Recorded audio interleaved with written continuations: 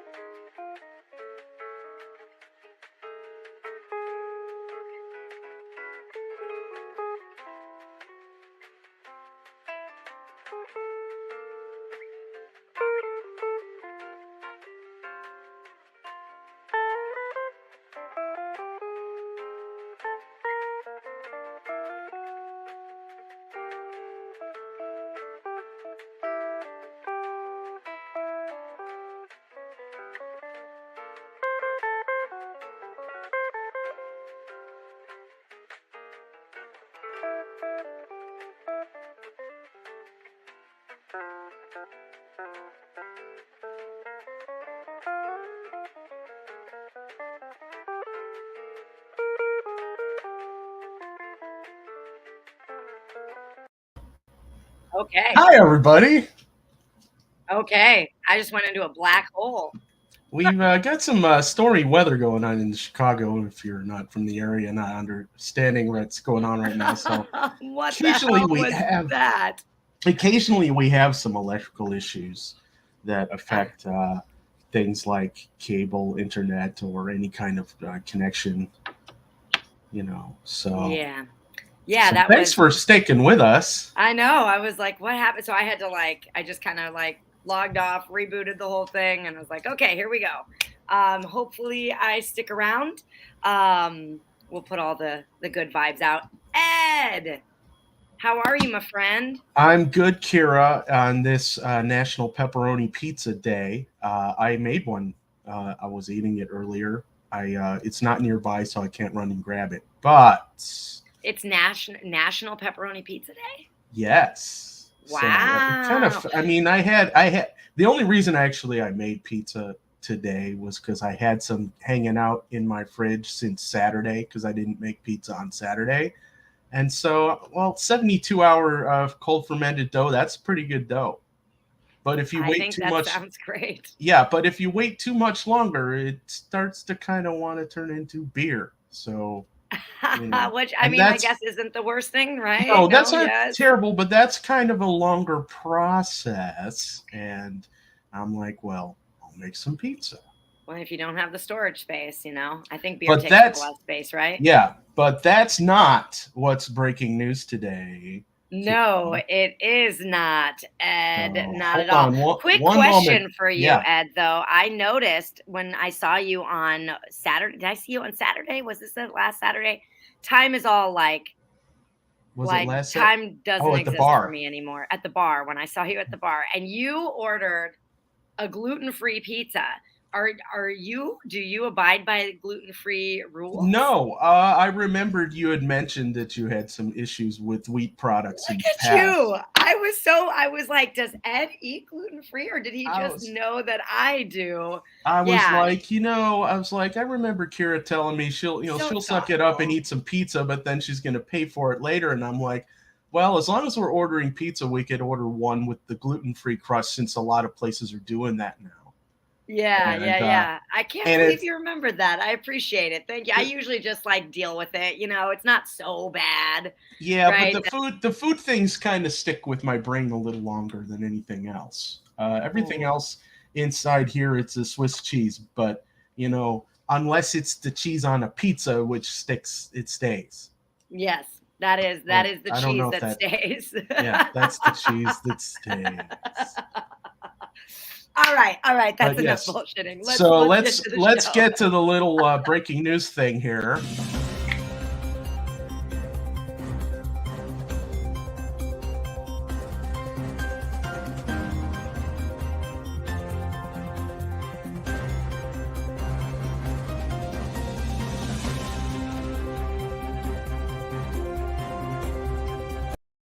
Oh, it just keeps going. So official. All right. Glass that caused part of an apartment building to collapse and sent 8 people to the hospital. We do have live team coverage on this breaking news story as well. Let's begin with Sean Lewis live at the scene on the west side. Sean. Lord, is a huge investigation about to start here on the west side of Chicago, not only for the Chicago Fire Department, but also the ATF on the scene here. Both of them trying to determine what caused this massive explosion. You can see right over my shoulder the amount of damage that was done. 35 units inside of this building, and right now no one is allowed back inside.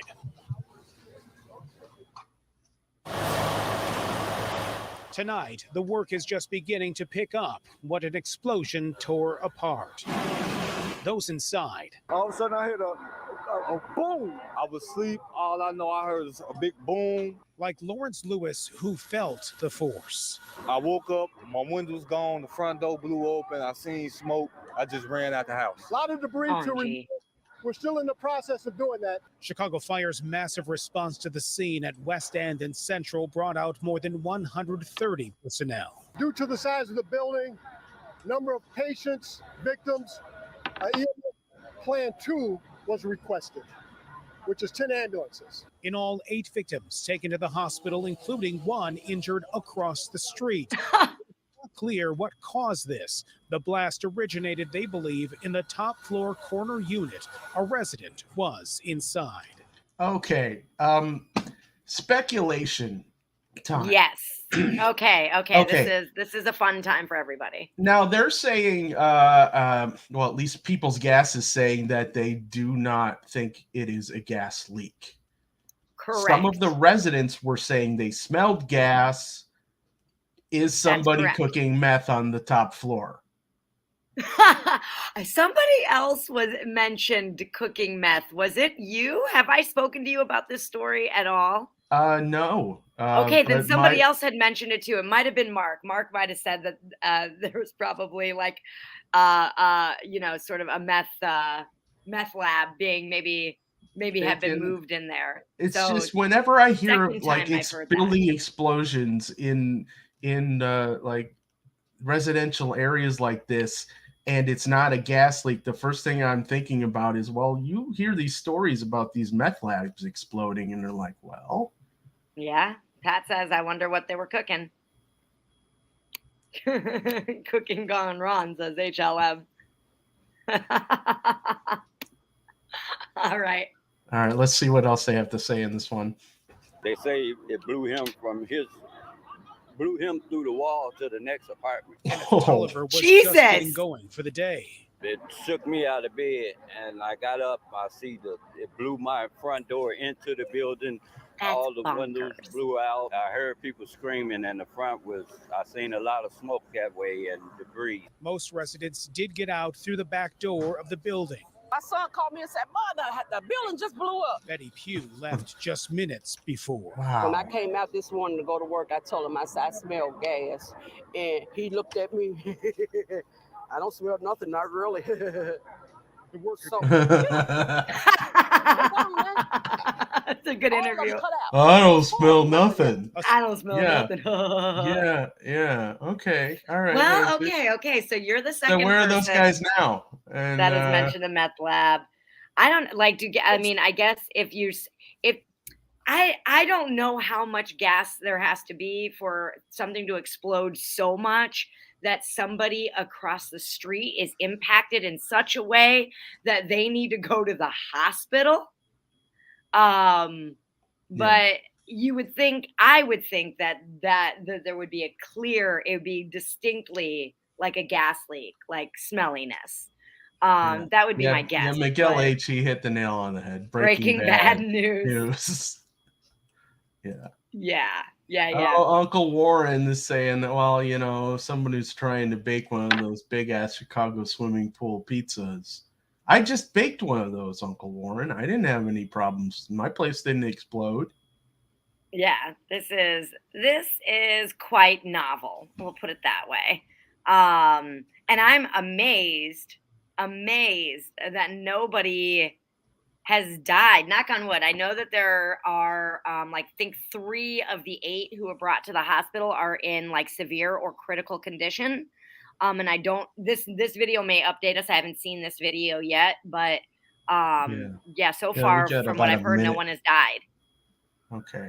Let's see if they give us an update on this. Spokesperson for People's Gas said it is unlikely it was a natural gas leak. Still, their crews shut off the gas. Did you hear that? Unlikely it was a natural gas leak. Yeah. I mean, if you're doing something that creates some type of flammable gas, I mean, who knows? Maybe they got a still up in there and they do anything. Or these guys are messing around with the I don't know, flammable gases. Well, my brother, who was, a teenager left at home alone with me, his little sister, he used to like do all kinds of crazy things, including like building like, I don't want to say it on the show because I don't want to get homemade something or another's. And so, I mean, it could be as simple as like, kind of like idiot kids playing around. I don't know. I mean, but to have that explosion be that big, that's an anomaly. Yeah. I mean, the only other thing I can think of, and I don't know if scientifically it would blow out the whole built top of the building like that, maybe an oxygen tank. You know how sometimes people, if they have to be on oxygen, they have to have an oxygen tank delivered into their residence, and then you can't smoke. You can't like have flames and stuff around that because, well, it's oxygen. Right. You know, that's I mean, it could be so many things. Let's get to the end of this video, and I'll fill in because Pat's about the building infrastructure for themselves. As city let me back this officials, up a second. Still, their crews shut off the gas supply and inspected for themselves as city officials responded to the scene. That is a possibility that it's gas related, and but I just want to make sure that there's prayers going out to those that are injured, their loved ones and their families. Again, we do not know exactly how many residents were inside this building when the explosion happened this morning. The American Red Cross arrived this afternoon to help those families with whatever essentials they need for now. That's the latest here live on the West Side. Sean Lewis, WGN News. Thanks, WGN. All right. So here's the deal. The building had already failed 12 department building inspections since February of 2010. Most recent failed inspection was from 2020, and there were 6 building code violations at that point, including for the inspector not being able to get entry into most of the apartments or being able to verify detectors.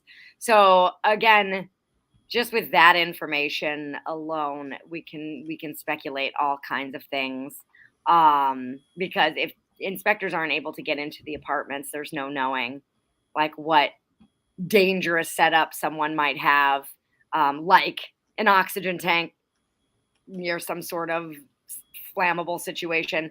I don't know. I don't even really have the background and knowledge to say what would cause an explosion so large that like a top corner apartment would blow out that many apartments. So yeah, I'm just pulling up the Block Club Chicago article so we can look at these photos. I'm like, wow. Mm-hmm. I mean, look at it, blew across the fucking street. That's crazy. Yeah, and they look at this. This is a building across the street. Look at how the pieces of wood are like projectiles into this guy's skylight. Yeah. Or is that a skylight? I can't tell from the angle. It's some kind of window situation on the building across the street. Just because it's in an angle. But yeah, I mean, this is that whole top part blows off, and then so the first thing is the explosion, and then it knocks all the bricks loose. So then you hear another large boom after all that stuff starts falling down. And so yeah, that's why and I who knows? said I can't believe no one's dead. I haven't heard of any deaths with this. 8 hospitalizations, 3 critical condition. Yeah, it's going to take them a while to figure out what the cause was too, because they're going to have to dig through all of those, all of that stuff. Yeah, it's a lot. And I will definitely be keeping my eyes peeled for the follow-up stories on this, because I'm super curious. And also, you know, if it is something like fake that somebody made to the lack of inspection, there wasn't a detector or there wasn't any sort of safeguards put in place, it will be a very, very valuable lesson learned for us as residents of our own homes. But also, I'm just super nosy, and I just want to know what happened and what caused it. So let's see what folks in the chat are saying. Arturo's saying that if he had a time machine, he'd go back and catch it all on video and sell the footage. Wait, he does have a time machine. He can. Oh, wait, hold on a second. Hold on.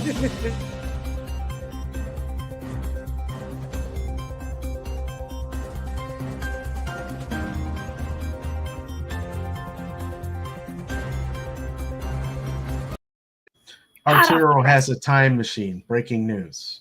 Hot off the presses. That's right. Arturo, I need to borrow your time machine. Yes. Don't ask me why. Just so that we can get footage and sell it to media outlets. I don't think I'd use a time machine if I had access to one. Would you, Ed?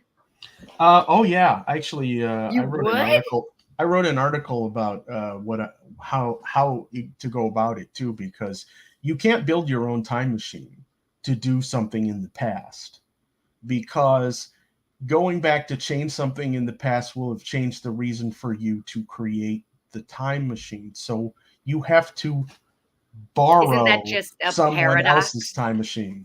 Yeah. Interesting. Okay. Well, paradox. Well, depending on who you ask, paradoxes can be really bad.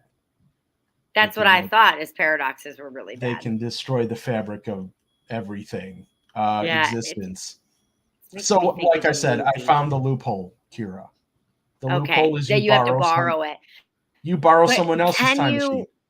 But what if you're just?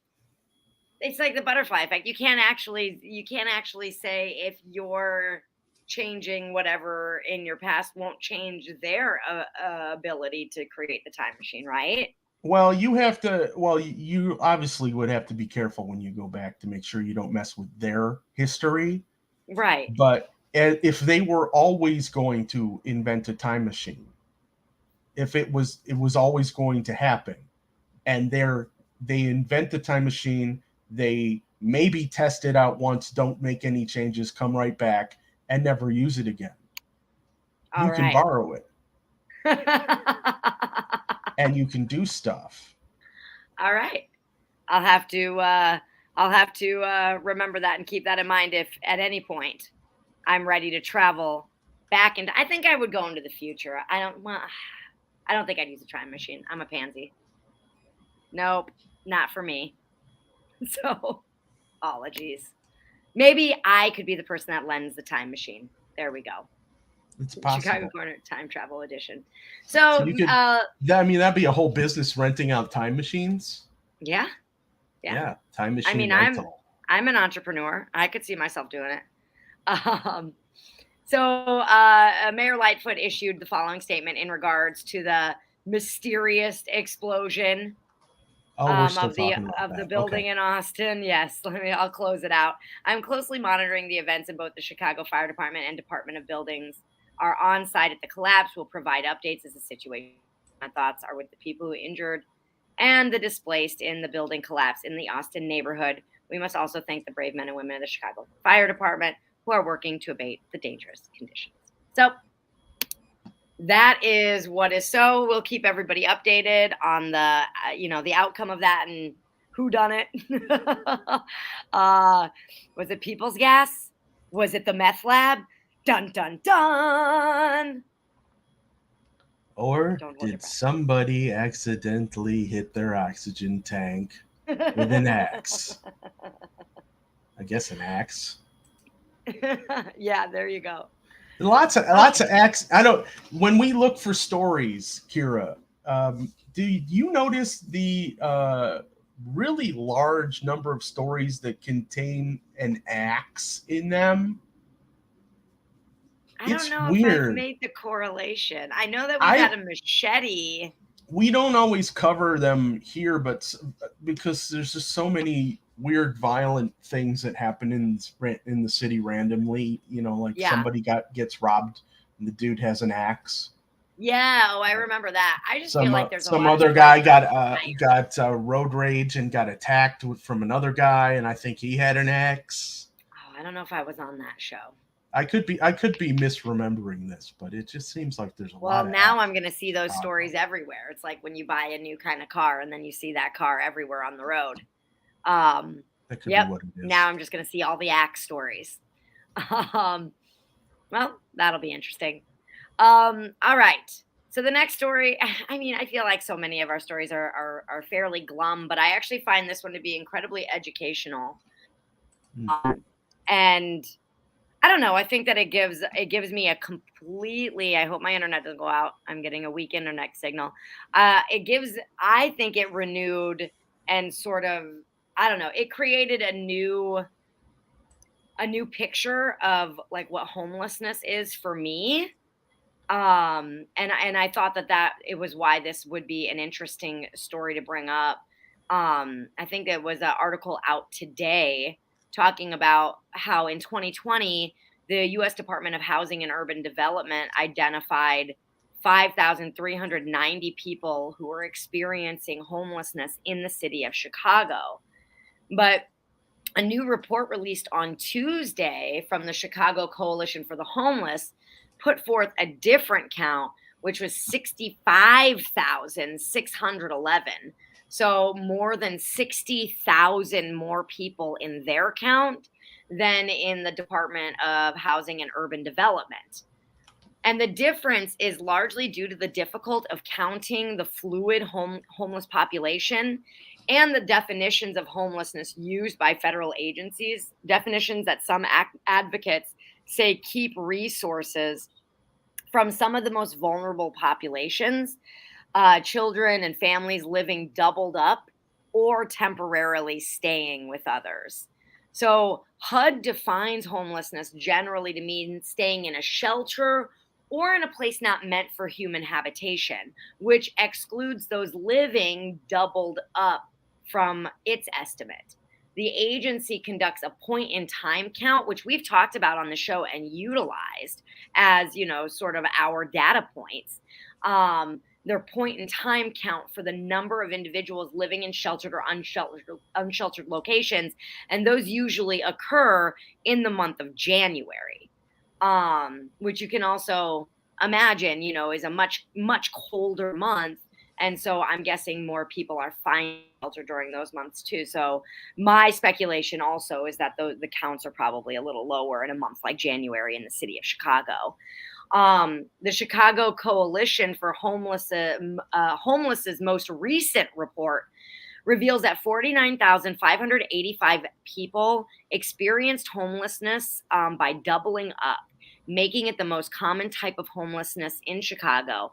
And while the number of people who experienced homelessness by living in shelters or the streets decreased, likely due to the reduced shelter capacity during the pandemic, Sam Carlson, manager of research and outreach for the coalition, said that the number of people doubling up increased during that time by more than 20%, which makes total sense, right? We were hearing about all of these evictions and then, people not being able to pay their rent because of the loss of jobs.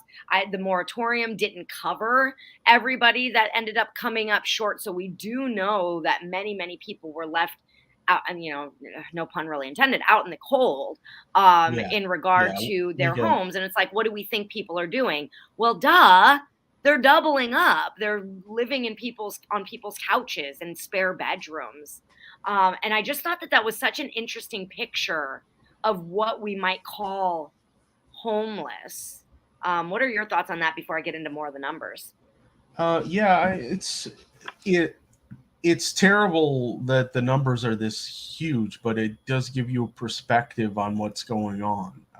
And I know for sure that when we had the lockdown, that a lot of people were extremely financially, and the types of financial support we were getting from state or federal was just crumbs. Renters did manage to get some relief. People trying to pay mortgages, on the other hand, had a little more difficult time getting the That's funds. right. Great point, Ed. Yes. I was one of those people, but yeah, okay. I'm in So I'm in a better place now. But what happens is, when you have a situation where people are no longer able to work, whether they're forced, to lock down and then their jobs shut down, right?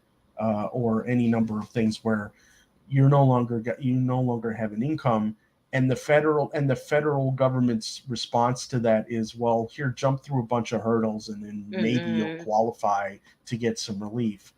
But it's only if you're a renter, not if you're a homeowner, and you have to have this type of income, but not that type of income, or you have to be unemployed for X number of days, but not that number.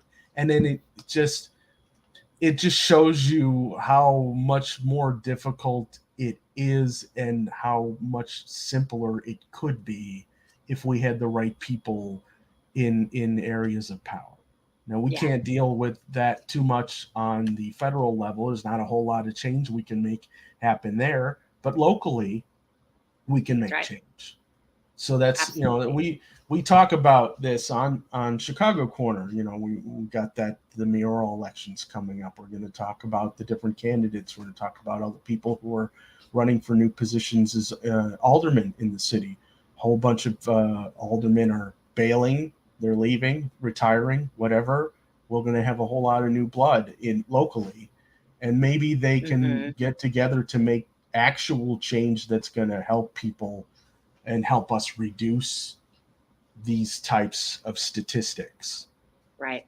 And, I think that starts, and to your point, Ed, I think that starts with understanding the statistics, right? Because I think that when you're undercounting people who are, underhoused, and you're 60,000 people short, that really creates a problem in the world of resources, and the resources that you think that a community thinks it needs to allocate versus what it actually does. I mean, just to your point about the renters versus the homeowners. Yes, great point. Because, in my mind, I'm but there was that moratorium. So, but then, oh yeah, that's right. The moratorium was for people renting and not for homeowners. And so, they had a moratorium for people paying mortgages too, but all it really was a delay. Because as soon as the delay expired, you had to be back up and current with your mortgage. Or you had to try to go through all those, those adjustments that people did back in 2008, 2009, when they had the housing bubble crash. And dealing with banks and that kind of restructuring of your mortgage is a nightmare. Let me tell you, it's not something you want to go through again. Don't want to deal with that. Nope. But getting to your point about counting the people who are doubling up, which sorry to meander around that. No, you did not.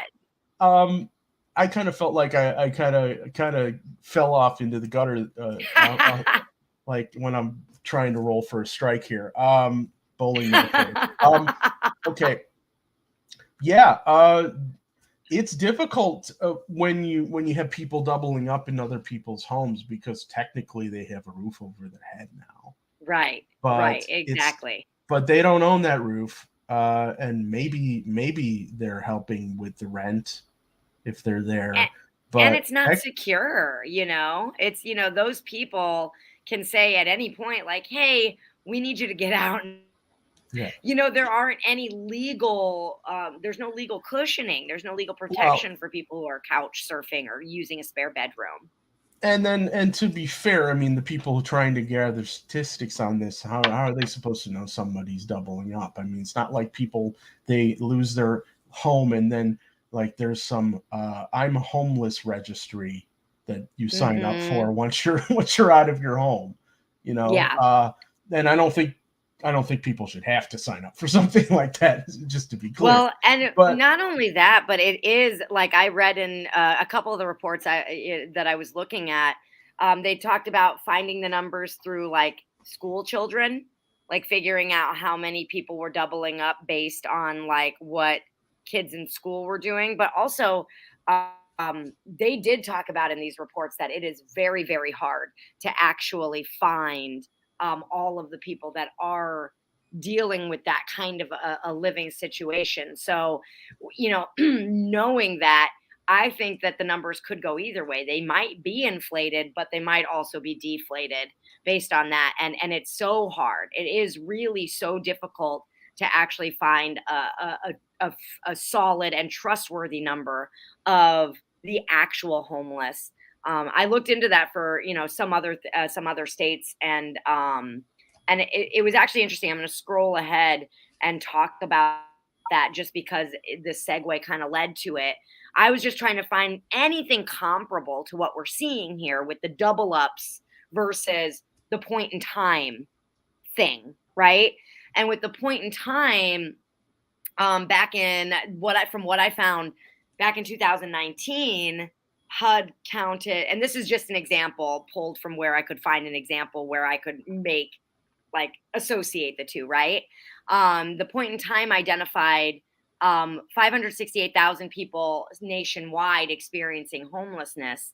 And the states with the largest populations were California with 151,000, New York with 92,000, and Florida with 28,000, right?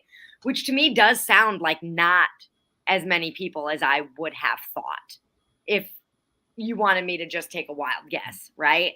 Meanwhile, the count of students experiencing homelessness in the same states, and this includes this whole double up idea, came, it actually yielded an estimation, right, of 1.5 million students experiencing homelessness during the 2017 to 18 school year. So pretty close in the same area.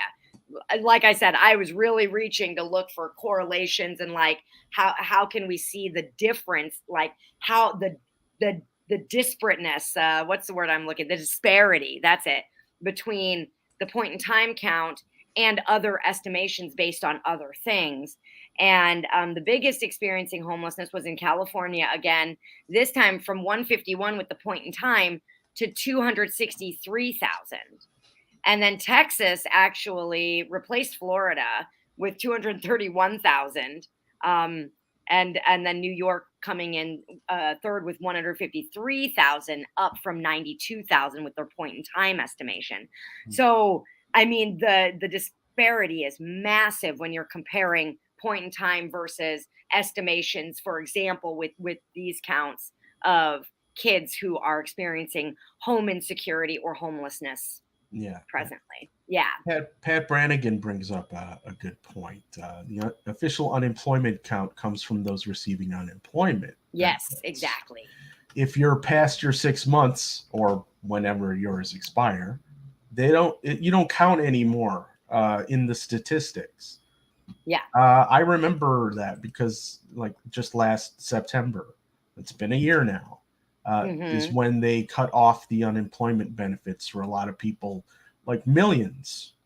At least a million. I don't know the exact number, but a lot of people got dropped off the rolls. And so then when they decided, like, was it October or November or whatever, say, oh, look, unemployment went down. No, you just dropped those people off of your statistics and made it look like unemployment went down. Yeah, and much of how HUD is counting their point in time is the same thing, where it's just like people in shelters, people requesting help, basically, and maybe people on the streets, but even that is so fluid based on these reports and what I read today, that's not even really all that dependable. So it says HUD's narrow definition of homelessness bars resources from those in unstable situations, and it can preclude street and shelter homelessness. Duffield, who's the executive director of national advocacy organization Schoolhouse Connection, says that the strict definition originates from the idea that people who are outside and unsheltered are the most vulnerable, and that changing that will flood the system. So if we increase the numbers that we're saying are homeless, it'll flood the systems and make resources unavailable for people who are less vulnerable. But then Duffield goes on to say, what is not acknowledged is that for children, a mom is not going to go on the street if she wants to keep her kids. So she's going to figure out a way to not be unhomed, even if that situation is equally as injurious. So I thought that was, while extremely bleak, I thought that was an important thing to bring up, because it did have an impact on how I was imagining what and who is considered homeless in our society. And that this idea of doubling up, which makes total sense, is a version of it. And then to think like, oh, wow, like how many people have doubled up with me and in my home, and to consider that as, that's that consideration is kind of, it's an interesting, it hasn't integrated itself into my system yet. We'll put it that way, because it's new to me. It's a new concept. Yeah, and we have talked about homelessness and public housing, and we're probably going to talk about that more because it's continuously a problem in Chicago and all over the world, really. But we've got a mayoral pledge to the city called the Chicago Corner Manifesto, and in there I have a section called Shelter. Mm-hmm. And in there, we're calling for the ending of homelessness. Housing first is a thing that other countries are doing. Finland's doing it, and actually, the state of Mississippi in the United States is doing it. Just give people homes. Yep. You think, oh, well, they didn't earn that home. Shut up. Give people homes. Mm-hmm. Give people just a basic roof over their head so that they can get on with the rest of their lives. Right. And be contributing, fulfilled members of society. You think these people don't want a roof over their head? Look, give them just the basics. And these numbers come right before this, soccer facility vote for Roosevelt Square, right? Which actually didn't make the rundown. But since you said that we will probably be talking about homelessness in the future, I have a feeling that once that vote goes through, which I think is tomorrow, if it got passed today, which I didn't have a chance to check the update on this the Chicago fire facility that they're trying to put in place of where we promised homeless shelters would go, 22 flipping years ago. I couldn't I checked for an update on that vote this afternoon, but I didn't see anything on that. But if it did pass the committee today, it'll be voted on by council tomorrow. And so we'll know if the Chicago Fire gets a facility and a bunch of affordable housing does not get made. Oh, here we go. Okay, I got an update for you, Kira. Okay, what is that update? Okay, let's go with we're gonna wear the sprockets out of this one.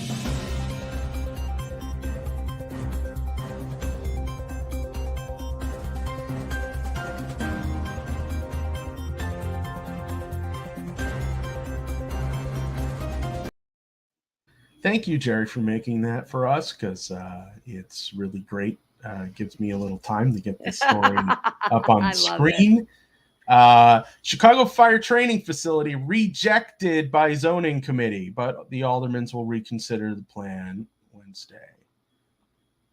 Fire seeks to build the practice facility on the vacant site. There's pushback on this. So it's going to be considered anyway, even though the zoning committee voted it down? Here. Let's see. In an unusual move, Alderman Tom Tunney of the 44th Ward, who chairs the zoning committee, moved to recess the committee and reconsider the proposal at 9:30 a.m. Wednesday morning, just 30 minutes before full city council is scheduled to meet. So, yeah, he's delaying it. It's kicking the can. He says, we are going to reconsider an item at the request of the alderman. Maria Haddon says, I didn't know we could do that.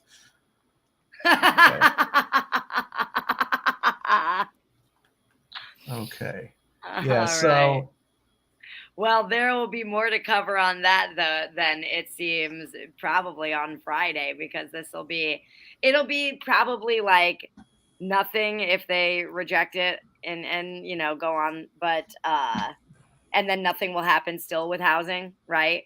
Yeah, well, I think that's it. I heard I wish I had the audio clip from the thing I heard on the radio this morning, because we had one of the guys who was protesting this thing was saying, look, he's like, we keep waiting for housing, we keep waiting for housing. Why are you kicking the can down the road on this housing and telling us, oh, just wait, it's going to be fine? It was like, how long do we have to wait? Mm-hmm. I mean, how many years have they been waiting for them to build new housing, only to just do these little sweetheart soccer field deals and decades, literally decades. Yes. And then they don't do shit. And then they're like, let's make this soccer field here. There's a big empty space over here. Don't you see it? Yeah, it's supposed to have houses in it, remember? It was supposed to have houses. Remember how you tore down the houses and you displaced a bunch of people, and then you just sat with your thumbs up your asses and did nothing? And now you want to build a fucking facility? Are you kidding? No, they're not kidding. And we'll keep our eyes on this because it is a bullshit story. I want to go over and pay attention to what folks are saying in the chat. Many homeless people work. My husband for a while was working, but did not make enough to get an apartment, so he slept on friends' couches. Yep, and that's the going up, and that is who is getting undercounted. Same with this one. One of my friends lost her job and home. I took care of her daughter while she got back on her feet. I remember when I was living in DC, I lived in a 1-bedroom apartment with 2 other women, and we partitioned off the apartment, and we made it a 3-bedroom apartment for 3 women. And I'm curious, like, is that being, underhoused? I think one of us wasn't on the lease because it was not an apartment for more. Well, it was a 1-bedroom apartment. So, if a couple moved in, maybe, or a couple with a baby, I guess the baby's name wouldn't be on the lease. And then Extra Vola says the powers that be want a productive society, yet they undercut the basics to get there. Yeah, which is the dumbest thing ever, right? Why would you? You want people to be happy enough so that they keep working in your garbage jobs. Give them the basics at least. Absolutely. If I had a roof over my head, didn't have to pay a mortgage every month, and just had to take, and then all I had to deal with was covering my expenses for food and maybe my utilities and stuff, I would have a much wider scope of jobs that I would consider doing. I mean, there's a lot of things you probably would want to do in your life that you can't do because they just no pay for what you want to do. Exactly. And someday, maybe down the road, we'll see more equity in pay when people start realizing the value of their labor, and employers realize they can't get away with these slave wages anymore. Mm-hmm. But as long as the federal government decides that they want to keep pushing this $7.25 an hour or whatever it is it $7.25? It's something abysmal. It's ridiculous. Like yeah, it's like $7.15 or $7.25. Nobody can live on that. Mm-mm. Nope. And then Pat says, we have so many vacant and decaying buildings, just take them by eminent domain, fix them up a bit, and fill them with homeless people. I've also said that there are a lot of folks who are putting their money into second homes and corporations that are buying buildings and making them luxury housing, and they're all sitting empty. I think those people should be taxed for their empty apartments. So much so that it would be in their best interest to get a lower paying resident into that apartment versus keeping it empty. I think that we can create incentives. People definitely react to incentives, and if there is an incentive to get people into your apartment versus keeping it vacant, then people will be more likely to put people in. But yeah, absolutely. Yeah, And Pat, having said that, yeah. there are all kinds of solutions here. Yeah, just the structure of renting out apartments probably is going to have a huge overhaul for in the future, just because people only have so much money they can devote to a roof over their head. And it is ridiculous to have all these real estate guys going, oh, let's build all these really nice, quote unquote, affordable homes. That affordable for who? You're trying to gentrify your city or whatever, or your neighborhood, and nobody can afford to move into your building. Why are you building that thing? Right. Yeah. Which then, once that's built, tax the shit out of them. Like, oh, are your apartment buildings empty? Sorry. I mean, that's kind of where I come from. Yeah, I hate being overly punitive to people who may or may not deserve it. I don't know. Some people have varying opinions on people who are considered landlords or people who rent out buildings. I guess there's a huge difference between somebody renting out like one of the floors of the 2-flat that they purchased, and a person who owns, like a 20-unit apartment complex. So yeah, and I think that there are people who own complexes in order to avoid paying taxes on their money, and so they invested into homes that nobody lives in, because that is happening a lot. And and then there are people who are actually interested in being a landlord and having a property where they home a family or they home someone.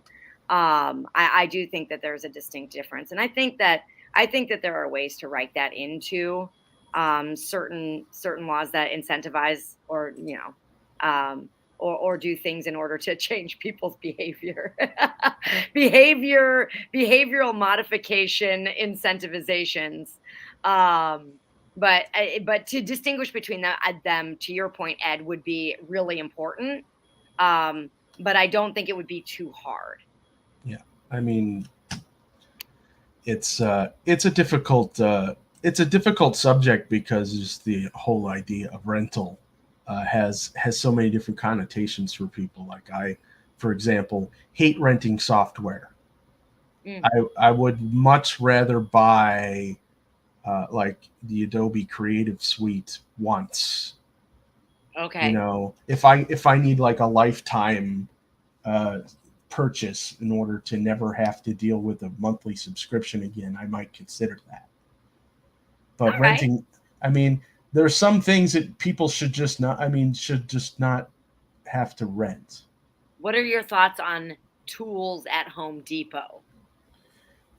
That really depends on what your purpose is there. If you're going to get a tool and you're going to use it over and over and over again, just buy the tool. If it's something you need once. I've rented tools at Home Depot, but mostly because I couldn't get my bike lock off, and so I'd have to get one of those big those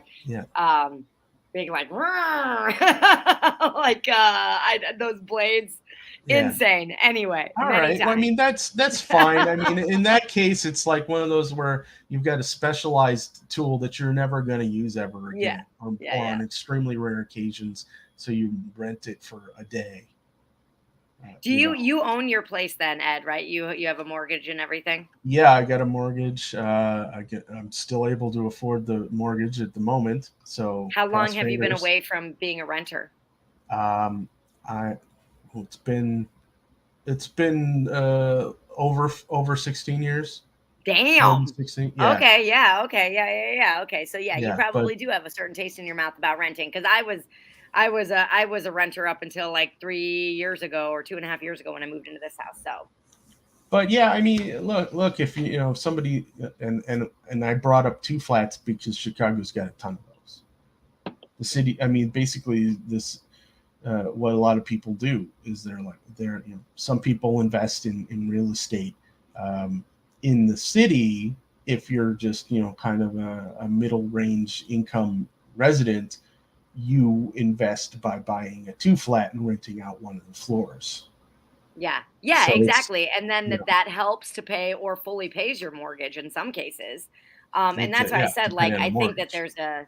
I think there's a huge distinction between people who are really building their wealth and their family's wealth through real estate versus people who are basically buying up property to either turn it into luxury housing, right, with no consideration for affordable housing, or people who are doing it so that they can put their money somewhere where taxes aren't necessarily going to be as painful, right? You'll have the property tax, but maybe not, as much other tax. So it is. I do think that there are things that we can do that that will certainly target people who can afford to pay a little bit more. Now there are things. Just to be completely clear, there are a few efforts. The Bring Chicago Home campaign is seeking to raise the city's real estate transfer tax on properties over $1 million by 1.9%. So now just properties over $1 million having an increase, which is supposed to generate more than $160 million toward permanent supportive housing, which combines affordable housing with wraparound services like mental health care.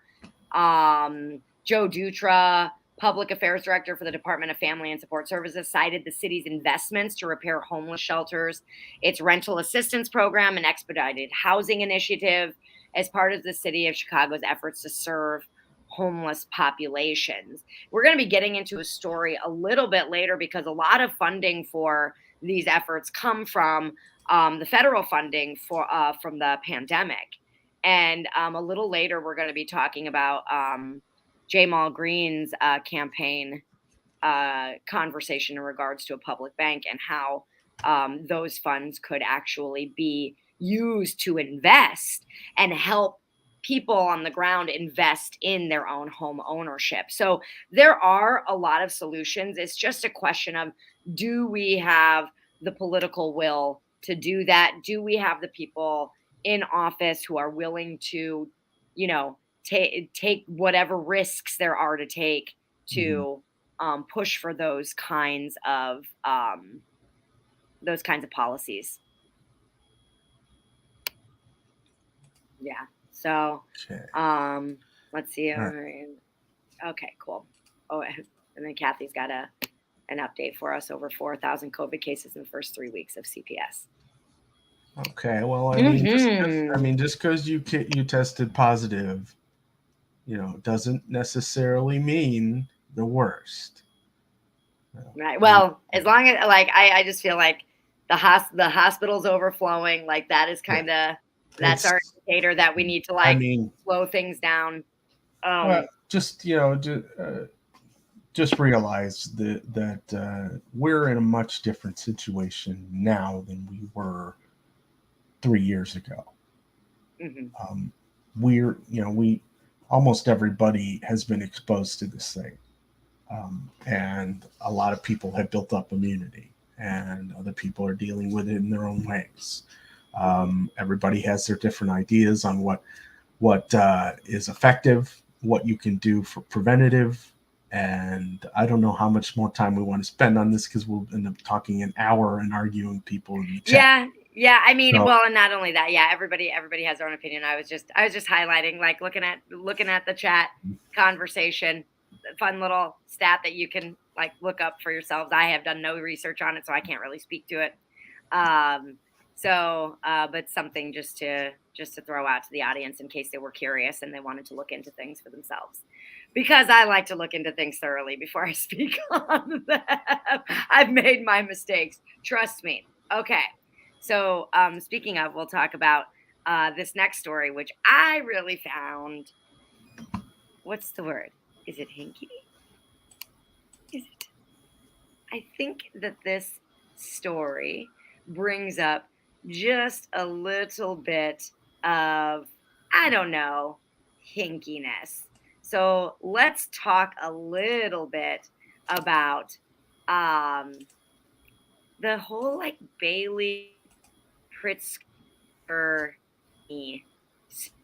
situation.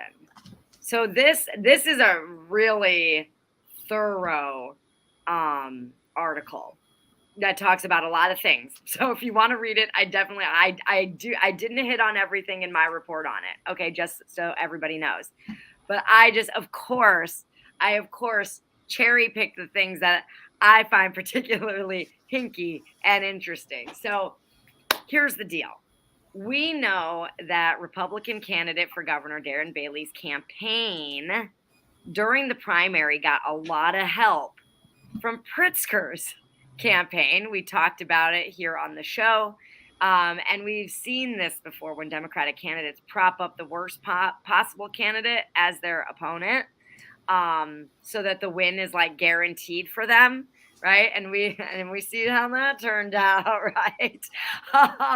So anyway, that's basically what Pritzker did. He did that Pied Piper sort of strategy, the same thing the Clintons did to prop up Trump because they thought Trump was an easy win, an easy opponent to beat.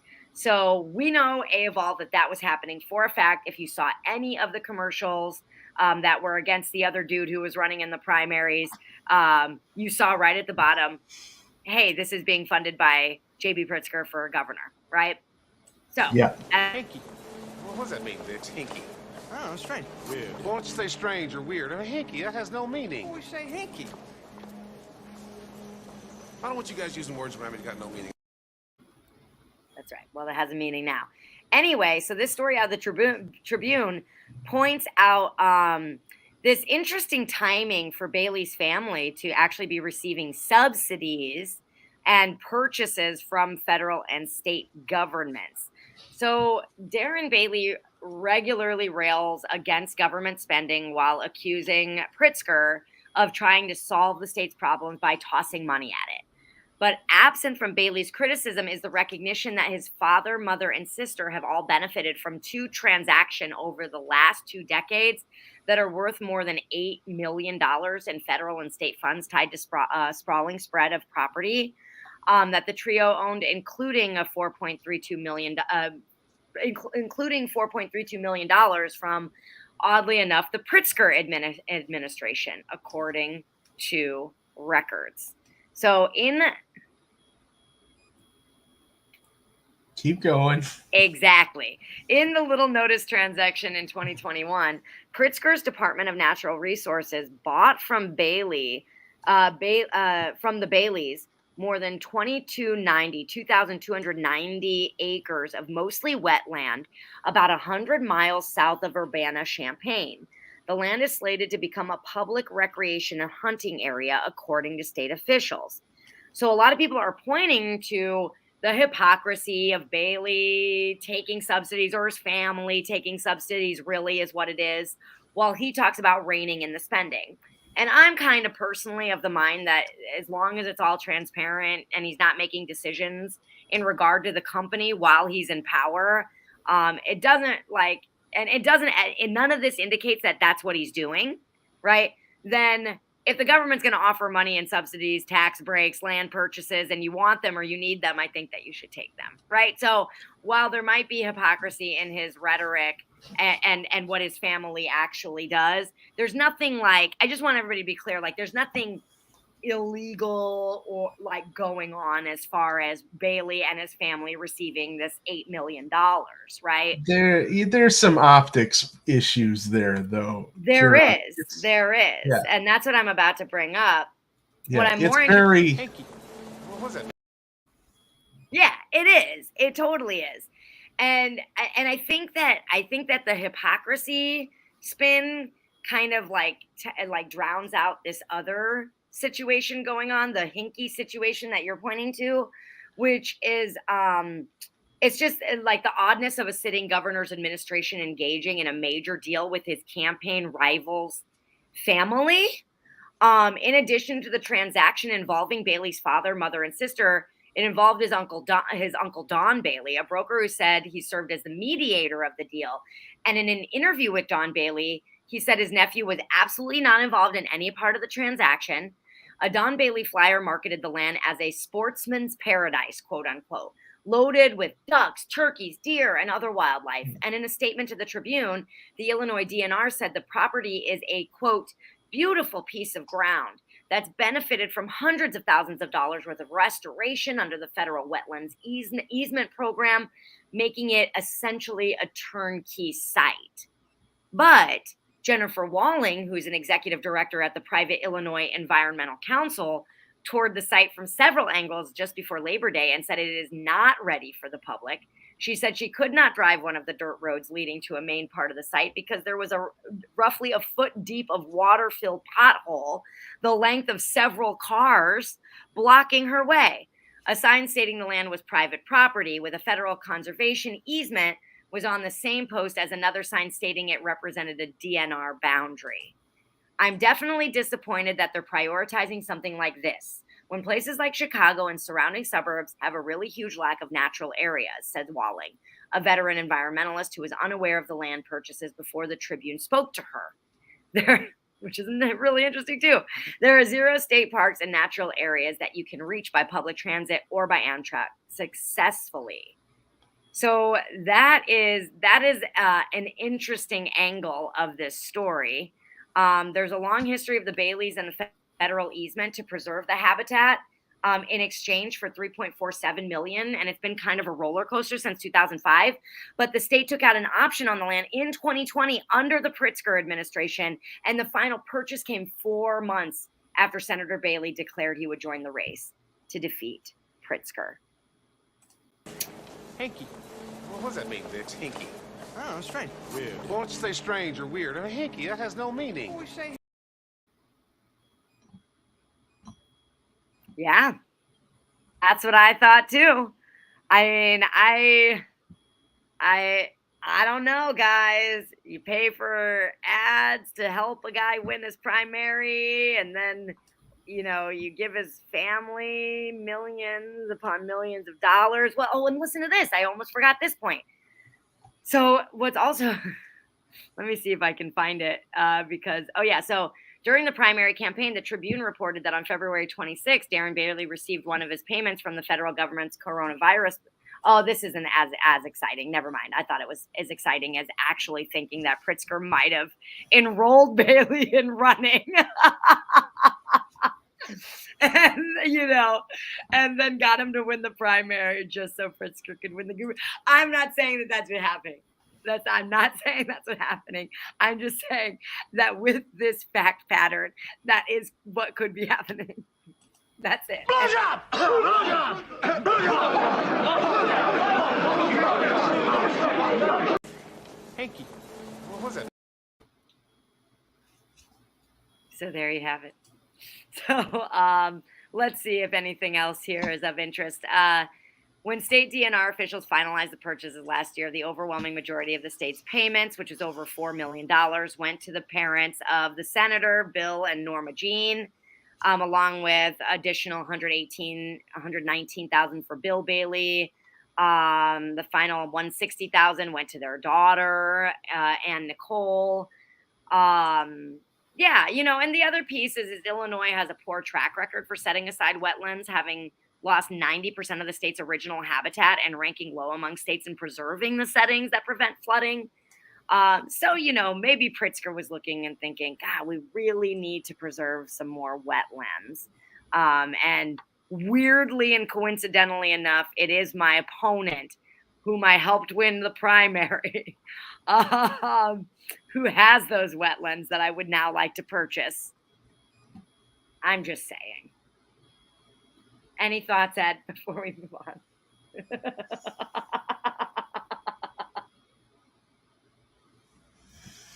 Kathy says, I'm sending a hot article to Kira tonight. More labor stuff.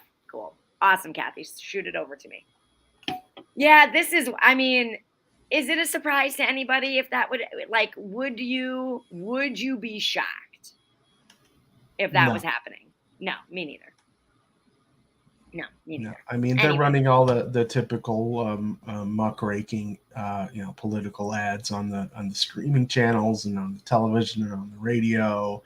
But if you knew what we know about the funding, you say, okay, yeah, it's all just political theater. It's kayfabe. It's like wrestling, only it's for governors.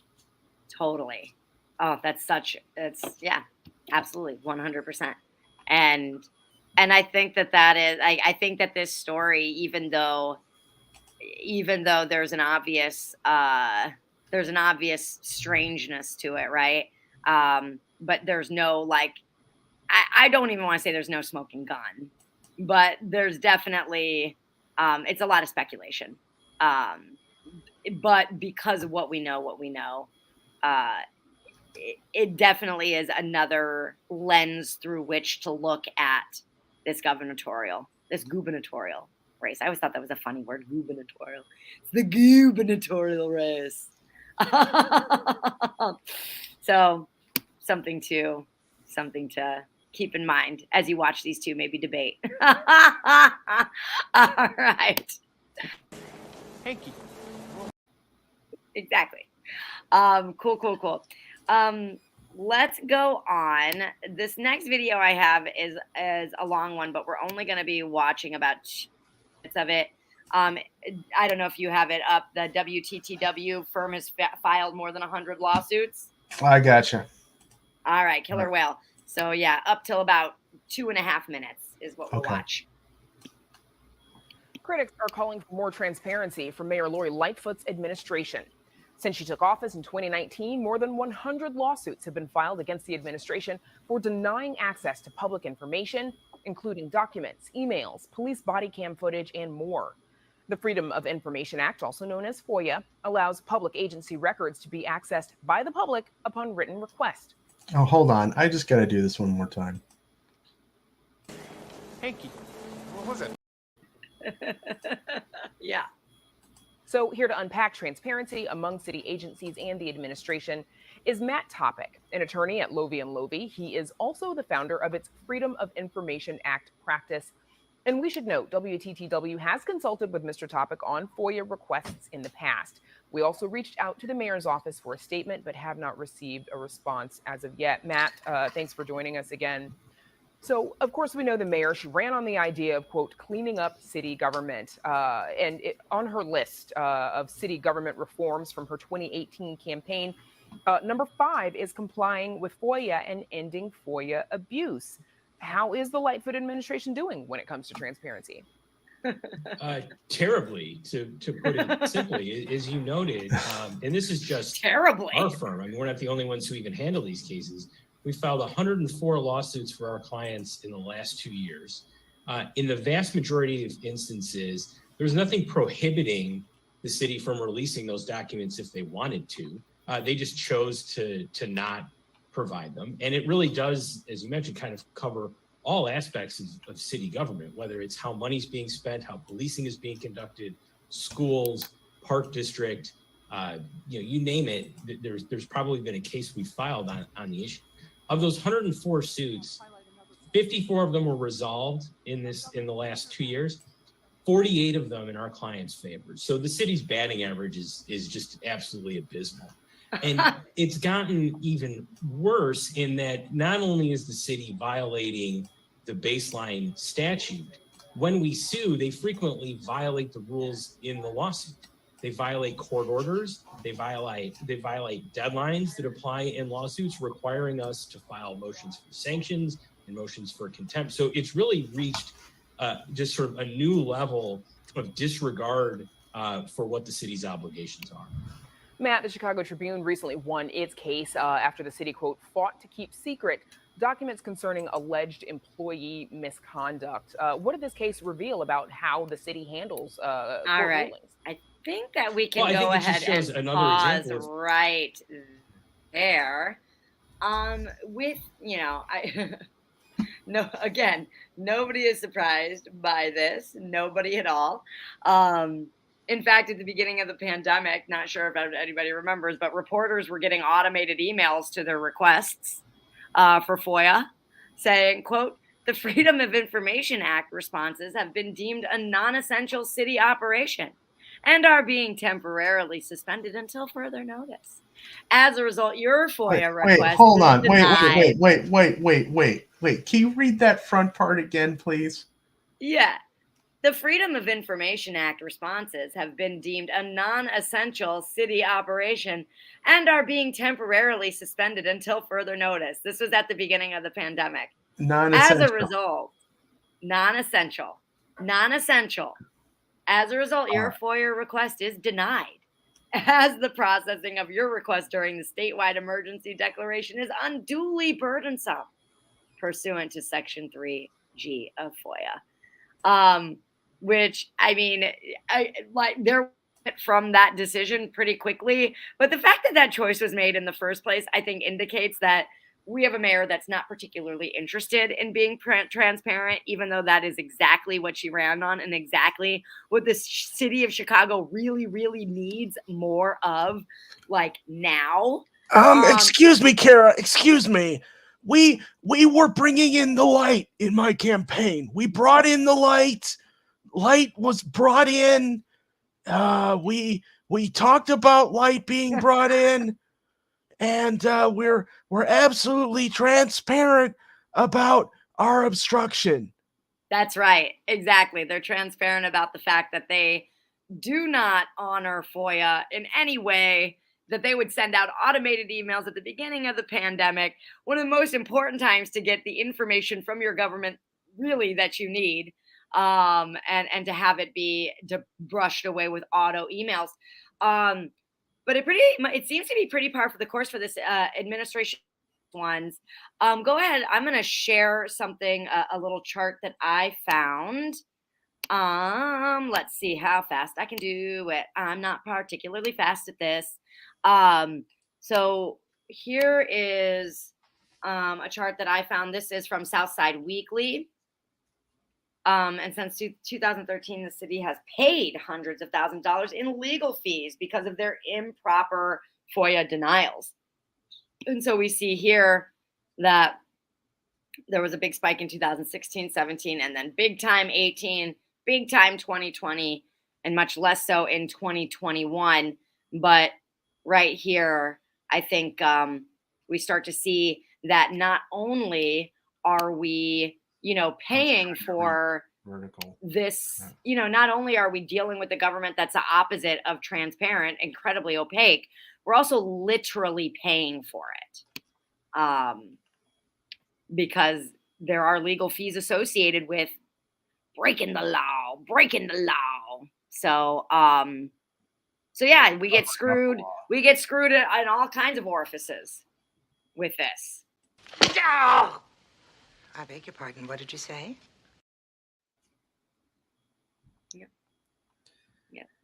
Yeah. So, Freedom of Information Act, it's a non-essential service. That's right. And she's just going to pretend like it's still non-essential as long as she possibly can. Yep. And we'll just keep paying out the nose as a municipality to make sure that our government can continue to be as opaque as possible. Pretty rotten is what we're dealing with here. All right, moving on. So staying on the topic of Mayor Lori Lightfoot and her choices. She has tapped Timmy Taroo. So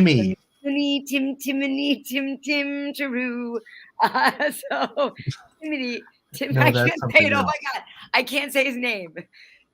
Timmy Knudsen. Timmy Knudsen. Wait, isn't that a character from The Big Lebowski? No. Is it? No, that was Bunny. That was Knudsen was Bunny's real last name, wasn't it? I'm not sure. I have a very good friend whose last name is Knudsen, except with a T instead of a D. But Timmy Knudsen is hard for me to say. I want to say Timmy Knudsen. So So Well, we can Timmy just call him Knudsen. that. We can call him Timony. So Timony was Lori's hand-picked chair of the city zoning board. I think it was back in 2019. Wow, And that's a superhero jaw on this I guy. know. Look at that jaw. I know, right? You could kill someone with that jaw. I mean, you put the Batman mask over that guy. I think Jerry. Ed, I think you might be onto something here. I know that is a superhero jaw. When I saw the picture, I was like, yeah, it's a good looking guy. I might have chosen him too. I guess Alderman by day, crime fighter by night. But I guess there were 17 different people vying for the role, and Lightfoot went with this guy who was the chair of the city zoning board. He's replacing Alderman Michelle Smith of the Chicago City Council and representing the 43rd Ward. Lightfoot announced her choice of Knudsen less than 24 hours before the City Council's Rules Committee is set to consider his nomination, and a final vote will be done tomorrow, Wednesday. Timony Knudsen is Lightfoot's handpicked chair, like I said, of the zoning board. Timony. He says, Timmy.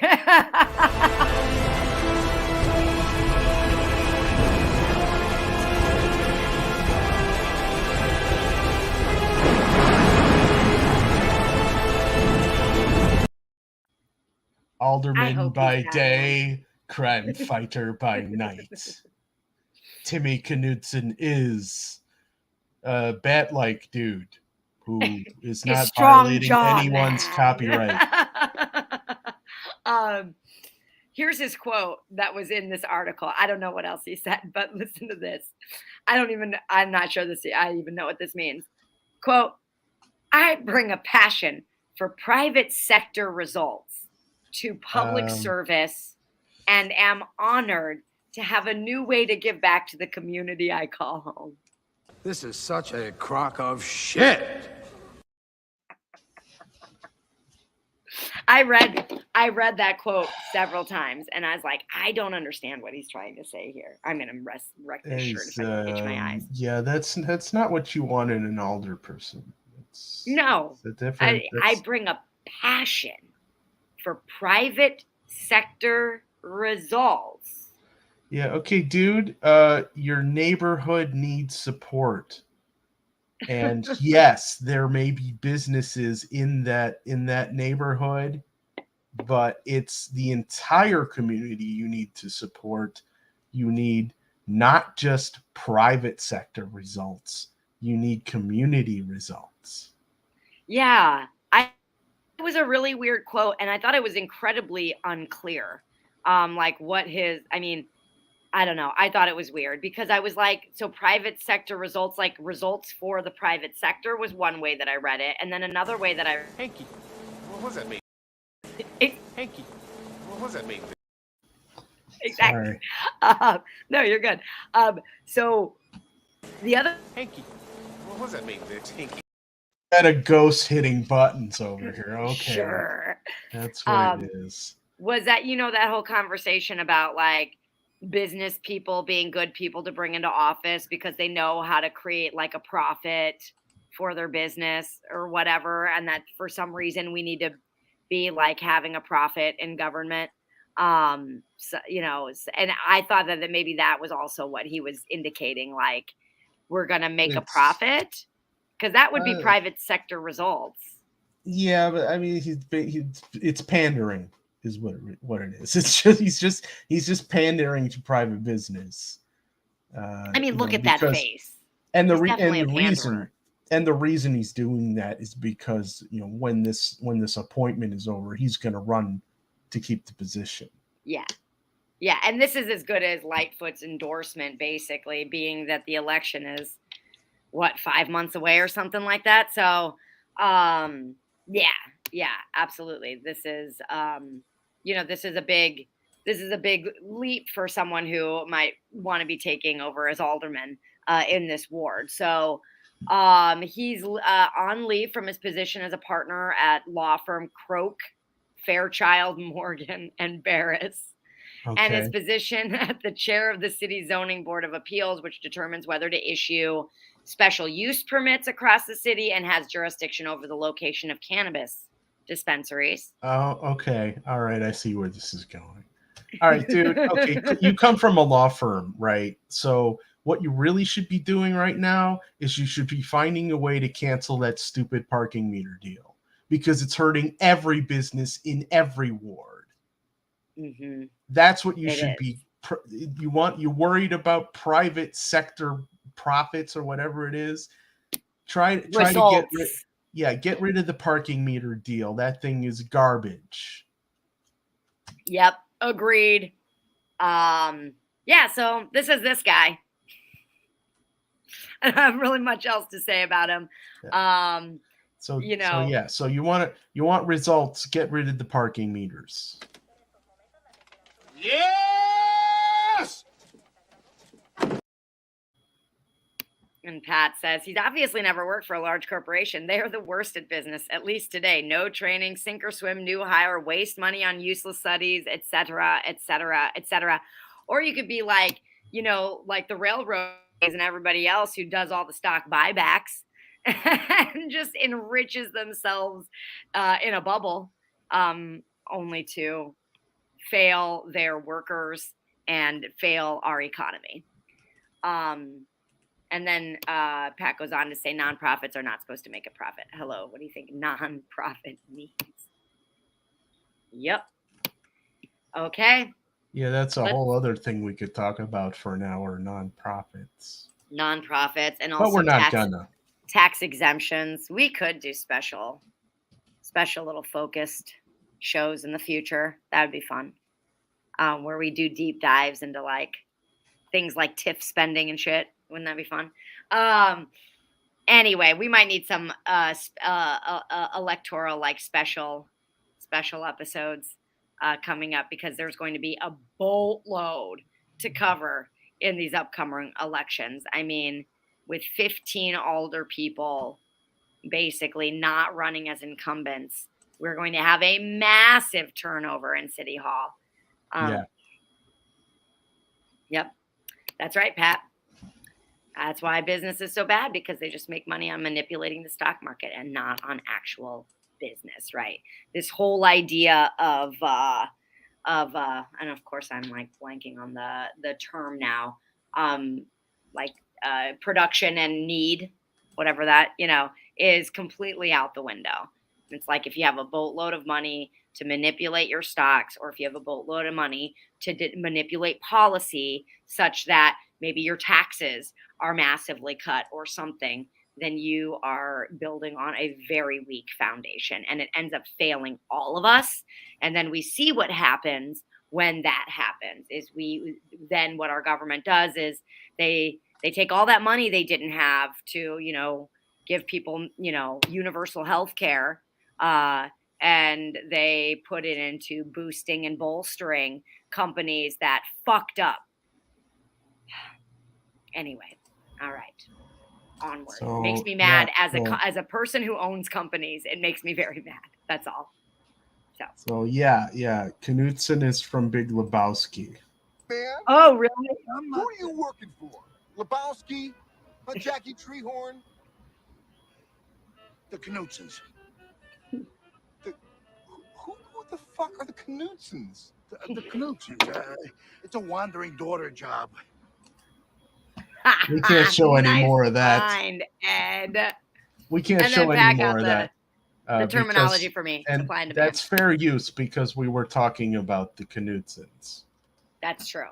It's related to Timmy Knudsen. That's that. Yeah, Bunny must be Timmy's cousin. Bunny was played by Tara Reid, right? Yeah, that's right. Yeah, God, I Lebowski so freaking long. I dressed up as Walter a couple of Halloweens. Oh, did you? I have to grow out the sideburns though to get the full beard effect, but it's actually a pretty good look for me in Halloween. Am I wrong? Am I wrong? No, you're not wrong, but you're an asshole. Over the line, market 0. I gotta watch that movie again. I think I haven't seen it since. Well, no. I think I saw it in my 30s, which was a while ago. Not that long ago. All right, what's next on the docket? Next up, we're talking about Jamal Green next. So speaking yes, of elections, we're going to talk about Jamal and what he has cooking inside of some campaign conversations, including this idea of a Bank of Chicago. On Tuesday, today, he proposed the financing vehicle he hopes will deliver on the promise of a public bank in Chicago. So let's talk a little bit about this. I know that a couple months ago, I talked about public banking on the show. And so we can, I didn't dive too deeply into it this go around as I did the last time. But I'll touch on a little bit of some things in regards to the Bank of North Dakota. But let's talk about where Green is coming from on this. So Jamal Green, who's running for mayor, sees a public bank as the only way to bridge the wealth gap and reverse decades of redlining that a study by WBEZ showed has banks lending 12 cents to Black neighborhoods, 13 cents in Hispanic neighborhoods for every $1 they lend in white neighborhoods. He says, quote, "We have more vacant properties in these communities than we have people. We need new homeowners. We need grocery stores. We need affordable housing. We need to rebuild communities similar to what they did in Pullman, where they brought jobs, they brought retail, they brought homeowners. They did everything that needs to happen." We've talked about this on the show, like I said, and the example we have of it in the States is the Bank of North Dakota. And just so that we're clear, that bank, the NDB, Bank BND. Oh my God. Who's really awesome with acronyms? This girl, right?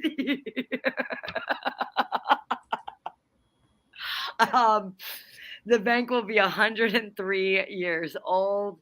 And according to Vox, the bank had net earnings of $159 million in 2018 and has a positive net income every year as far back as 1966.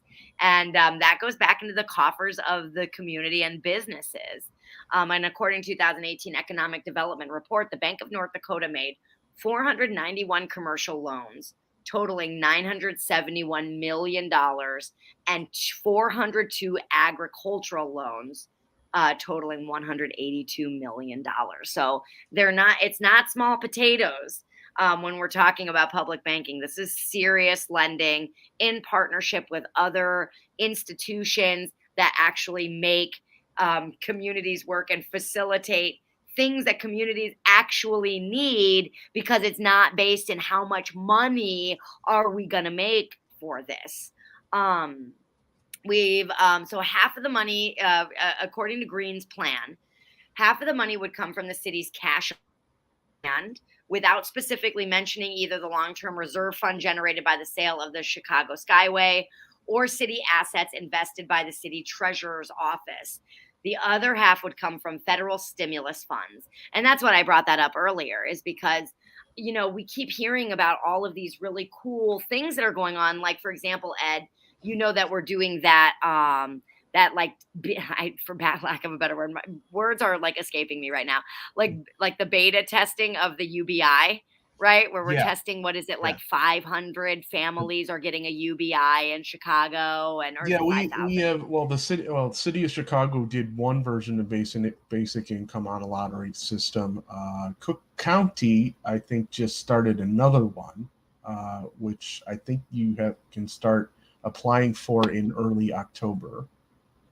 Okay, yeah. And a lot of the funding is coming from those COVID relief funds. And one of my concerns has been well, this is a great idea, and I love that they're helping families, and what happens when that funding runs out.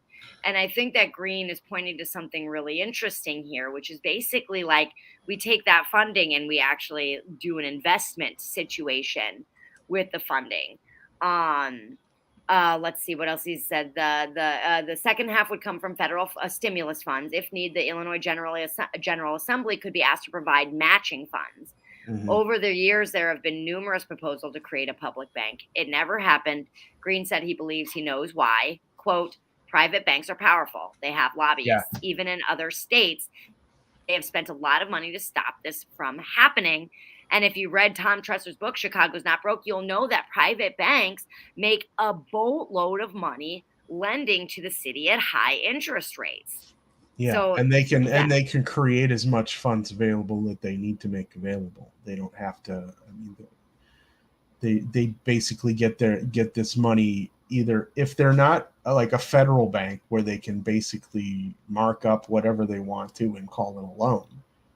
They're borrowing at near zero interest from a federal bank, and then relending that money out. So, yeah, a public bank is definitely a thing that we need in this city. Yep, agreed. I've been a big fan of the idea of public banking for a really long time. I think it is something vital inside of the conversation to help, communities grow where, private sector isn't seeing an opportunity to make a bunch of money. Because like we still need to facilitate and make sure people are okay, and even if there isn't this opportunity right now to like scrape as much money out of their coffers as possible. Former Alderman Amaya Paiwar campaigned for city treasurer in 2019 on a promise to create a public bank, and she said Black and brown people were historically denied systematic bank lending through redlining and other racist policies. And that's why in their communities, you see an overlap of every single kind of desert: food, pharmacy, broadband, childcare, housing, and banking. It's time to stop trying to solve for a lack of systematic lending in Black and brown communities with everything but systematic lending. Right?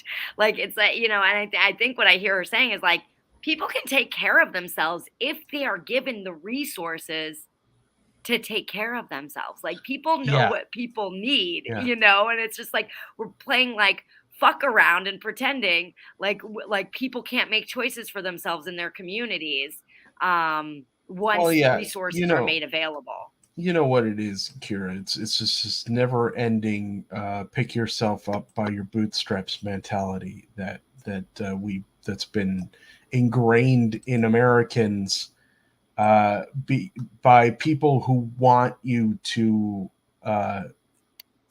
work for less and settle for less, and it's the same people who basically have stagnated, the wage. They decided that this job is only worth this much, and this job is only worth this much, and if you're flipping burgers, you don't deserve to have a roof over your head.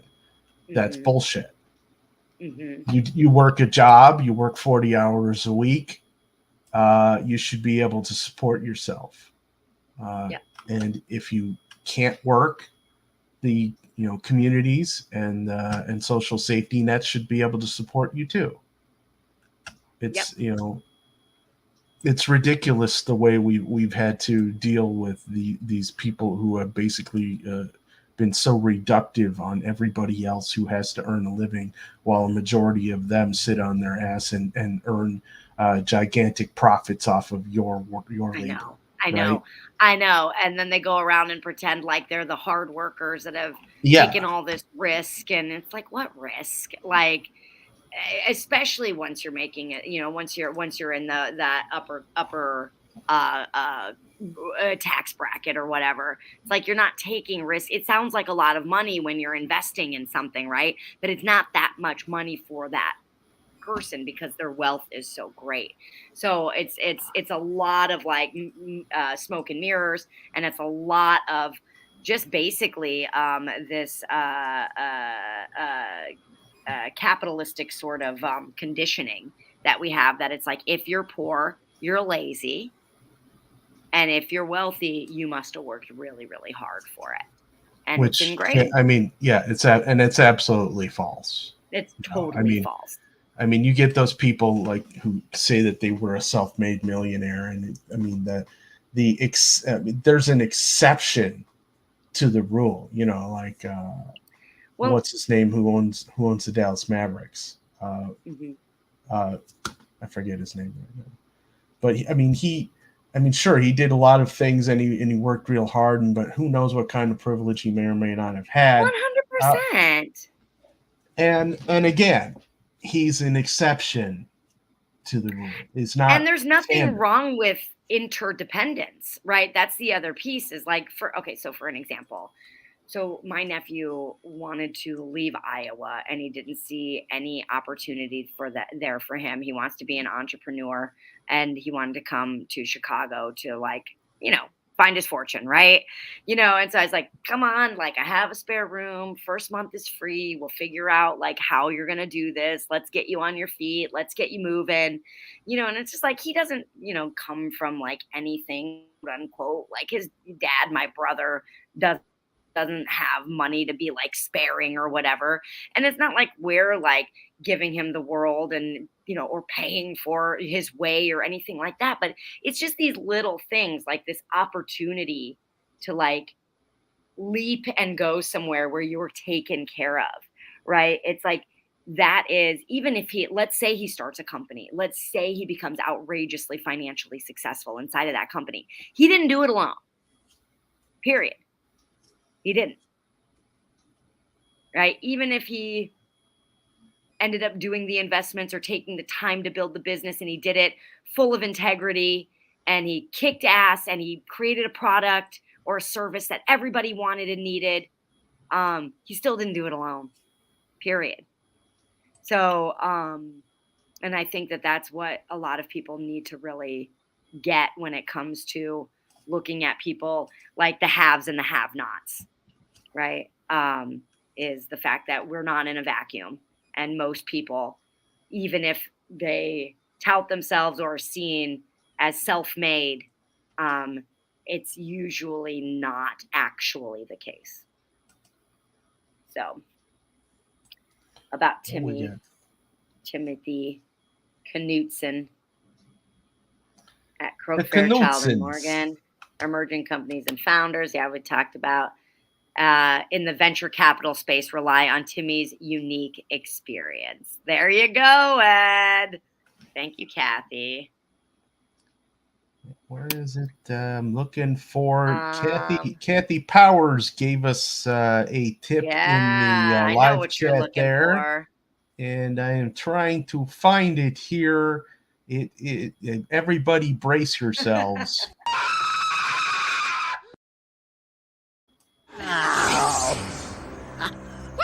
Is that me gold? What the hell are you? I'm a leprechaun, me dear. Here, this is what you're looking for, right? Look, my eyes, startling, help! I'm the leprechaun. Garth, I'm the leprechaun. Cool it, okay? I'm the leprechaun. Stop it, all right? Don't try and steal me pot of gold. Oh my God, that's terrifying.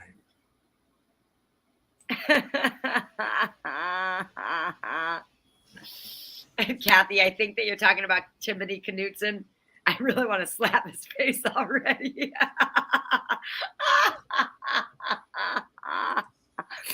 Oh my God, it makes me laugh. Yeah, he's a venture capitalist. So now.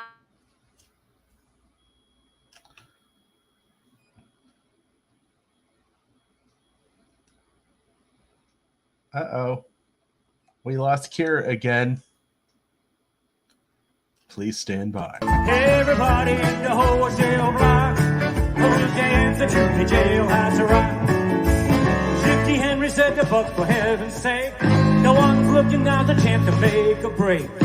Bugsy turned to Shifty and he said, "Nix, nix, I wanna stick a run and what I get a might kick, let the rock. Everybody, let's rock."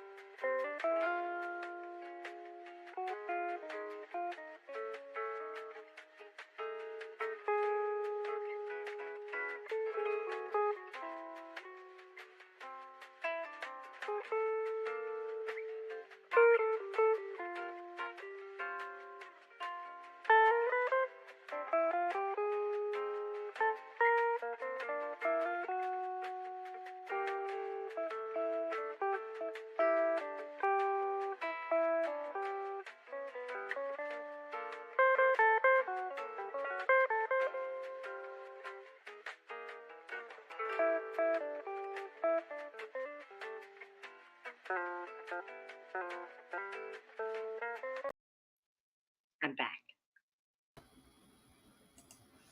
All right. Sorry about that. We have one more story. We're not done yet.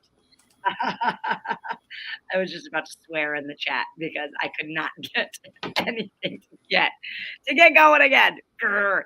Hopefully next week I'll have my situation set up in the studio because 99 Perspectives is setting themselves up in my studio space above my garage. So hopefully I will have a better stitch next week. So yeah.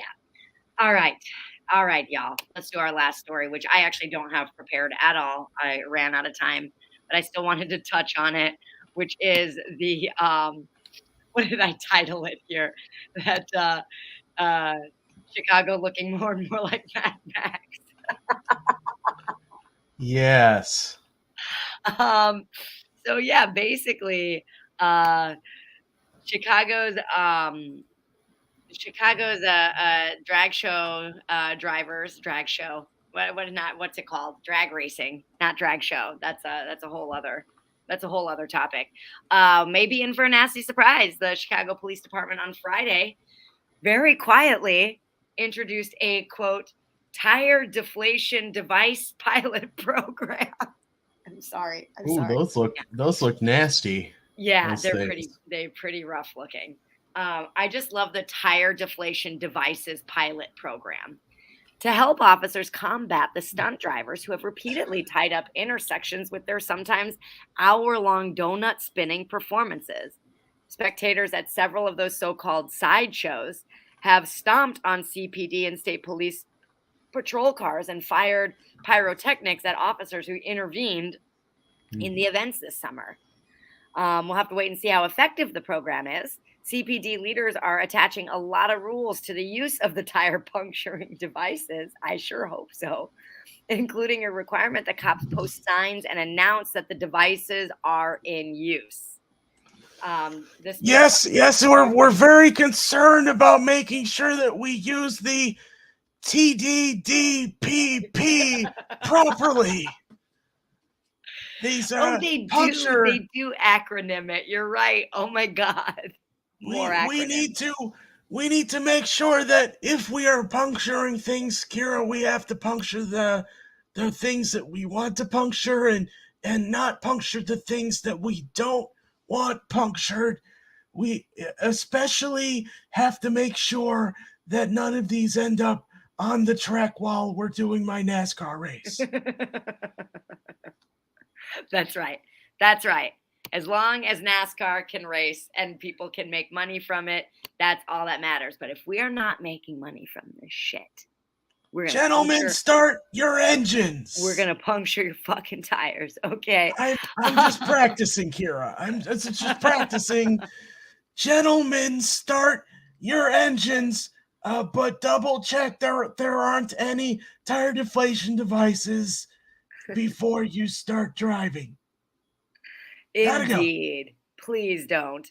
So the 5-page order said so-called TDDs can be used to prevent the movement of stationary vehicles lawfully seized or being used for unlawful activities, and to control the movement of one or more vehicles illegally obstructing roadways or moving from a stationary position to circumvent law enforcement measures. So that's interesting.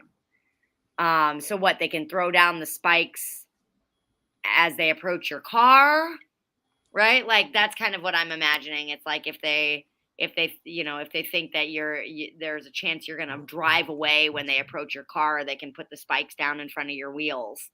It sounds like they can use these outside of the jurisdiction of this donut driving.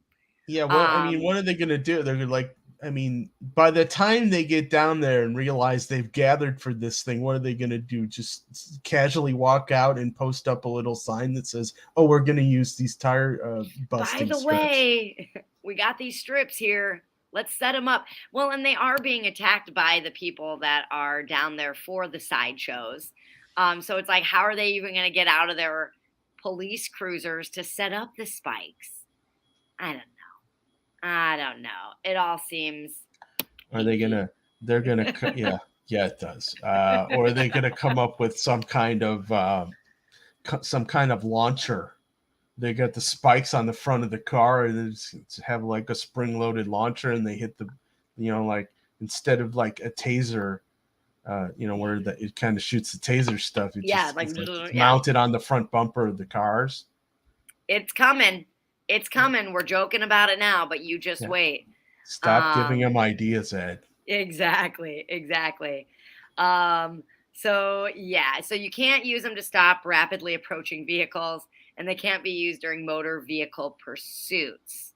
So warning signs must be conspicuously posted at the immediate vicinity before deploying the TDDs. The warning signs will inform drivers that their tire deflation devices have been deployed, and any attempt to proceed over them with a vehicle will result in property damage.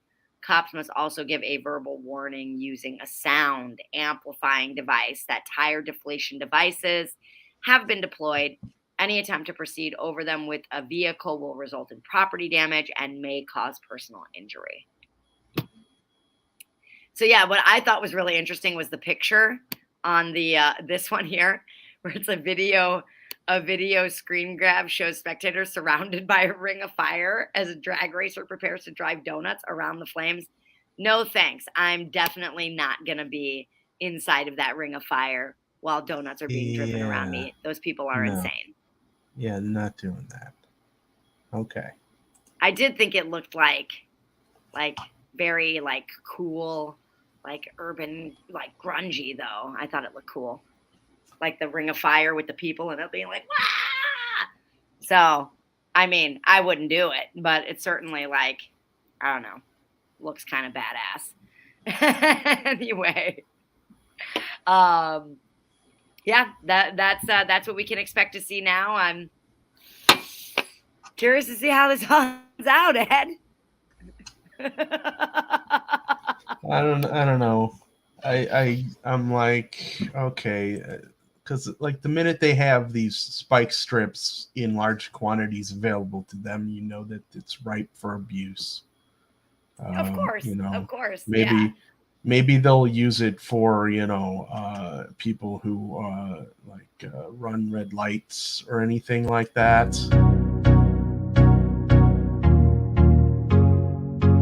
The last thing that we need is to give people who are breaking the law by speeding license to go faster, which is what the Beale ordinance would do.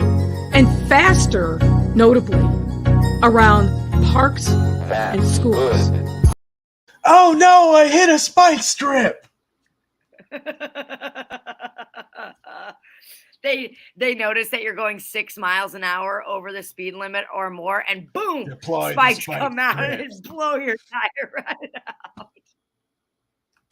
Yeah, as if there isn't enough problems on the road to destroy our tires. I mean, the Kennedy Expressway is still an obstacle course, Kira. You got people. I mean, people, they're like basically weaving from lane to lane to dodge the potholes in a concrete expressway. That's how bad it's gotten. Yeah, it's rough. I'm grateful I don't really drive. That's all I have to say, because I think that I would probably have busted my car up at this point. Okay, cool. I'm just checking. Jerry's sending us secret chats. I don't know if you're seeing them or not. I saw a few of them. And then Kathy, I think we saw your super chat, right? Is that what you, or are we missing one? I want to make sure that we're acknowledging everything before we sign off for the evening.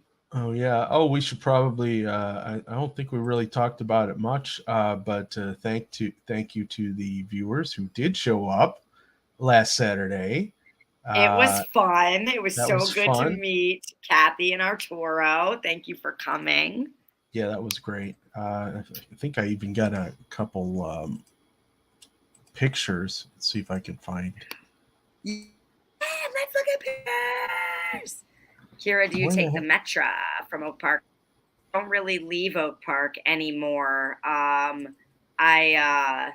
would drive when I needed to go to the studio, but it was once a week. And otherwise, I was a biker before I moved to Oak Park and before shutdown, before I became a mom, before everything started going virtual and I didn't have to go anywhere anymore. So I had always biked. Lived in to Oak Park. I lived in Edgewater, and my company, my fitness studio, was in Wicker Park, Bucktown. So I would bike down to Wicker Park every day and just around the city to make it to my clients. All right, pictures. Oh, look at that! Oh, I forgot how cute my dress was. Got Arturo and Kira and half of my head. Yeah, looking cute, everybody. And that's there's right. Mr. Cabello. Kit had come. And Kathy Powers joined us. Me and Kathy chatting with each other. Look at that. And then the pizza came. Yeah. And good call on the giardiniera, Kira. I know. I love giardiniera on pizza. My hubby turned me on to it.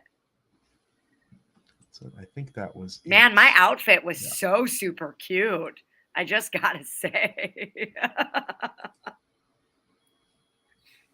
Yeah. Go me for looking mega cute. I do my hair the same every day, everywhere I go, because I don't know what else to do with it. And Pat says, do it again so I can come. We will. Yeah, we'll definitely. Will. Yeah, and actually, I was talking about we should try, if we can, to find a place that's doing karaoke night, because that'll be even more fun. Oh yeah, I mean, not because then you get people who come out and they can like pick songs and. I love singing karaoke. And sound ridiculous, and yeah, I am a ham. I didn't know if you could tell. Pat said, you lived in Edgewater? I did for just a couple of years. I had lived in Bucktown, Wicker Park for like 13 years. And then I moved up to Edgewater for a short stint because that's where my hubs lived. I can sing in choir, says Pat. And do you sing in a choir, Pat? And when do you guys perform? And then I did want to bring up one more thing, sort of as an announcement here, and I can put this in the chat as well. But there is, speaking of the Metra and traveling and all of that, let me open up this demand CTA take action to improve service and reliability. So there is an opportunity here to help the people that are working at the CTA improve the basic work environment, but also the environment of the people who are riding the CTA. because there have been a lot of issues. Oh, darn it. I forgot that when I put chats in the thingy, it duplicates it like 3 times. Apologies. But It's when fine. COVID-19 pandemic first hit Chicago, everything came to a screeching halt. Repeatedly, we've heard Lori Lightfoot proud Chicago was the only city in the nation that didn't cut transit service. But reality is told the difference. Essential workers were met with disappearing trains and buses and even a complete shutdown of the entire system. And as more and more things begin to reopen, we've seen a continued and steady deterioration of the CTA service and reliability, which I can certainly account for. And a lot of people are having issues with buses for sure. Not that the bus was ever all that great and the tracker wasn't ever all that previously, but from what I understand, and I can only say by what I've heard hearsay, it is less dependable. I mean, every time I've gone on the CTA since the pandemic, there's always somebody like smoking a cigarette on it, which is a real issue for me, and headaches. And so, we're dealing with basically an environment that is not welcoming to the people who need to use it to get around and to get to work and really depend on the services for their livelihood. So I have put a link in here if you want to sign this to basically call upon Mayor Lori Lightfoot and the Chicago Transit Board to be accountable and take action to improve service and reliability of the CTA. Oh, it's calling out CTA President Dorval Carter in here too. President, Yeah. and Dorval Yeah, Carter. Yep. He got a 33% raise, making $350,000. And they mention it here, but yeah, he skipped a city council hearing where he should have been there because ghost buses, come on. This is a no-brainer to make sure that your public transit works. It goes back to the same thing we've been talking about tonight, Kira. Give people the basics. Let them have the minimums to be able to get by. If they can only afford to take public transportation, make sure it works. Yep, absolutely. And I mean, public transportation is such a vital piece of our ecosystem here in Chicago, but most major metropolitan areas really do count on public transportation to make sure that things go. And this is foundationally an issue if we want Chicago to be this thriving city. It's like, yeah, let's build this NASCAR thing. Let's build all of these casinos and sports facilities and all this bullshit, while at the very foundation of what it is, the ground level, it's all getting corroded. And it's like, how is something like NASCAR going to be a success if people can't fucking get around by public transportation? It's like, what, more cars? Is that really a good idea? And this is the shit show that gets created, and the gridlock that as a result then gets created, and then all of the people who get to work late, and production stops, and it doesn't make any kind of sense with inside of what the intentions and goals our representatives say they have in their policy making and legislation. So cool. All right, that's all she wrote, folks. Yeah, 2 hours is good. That's what I go 2 hours. for. Yeah, I am consistent. We start on time, we end on time. We did start a minute late today, but that's okay. Are you prepared for your brand new sign off this evening, Kira? I am prepared for it. Okay. Thank you, everybody, for joining us. We love you all. We'll see you on Friday, same time, same place. Yeah, that wasn't it though. Damn it. I'll keep talking then. Check out my launch, my .com. We're relaunch killer website. All of our classes are for free. And if you want to get into a workshop for free, just use the promo code friend of comfy and you will get it for free.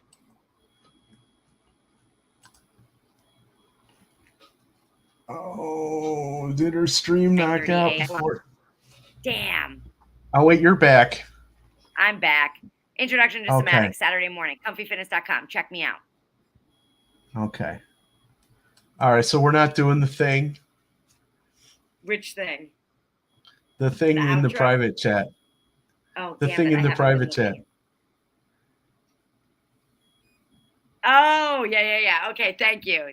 Okay, so we'll, Okay. Jerry's going to be hosting here on Friday. I won't be here on Friday, but I will see you next Tuesday.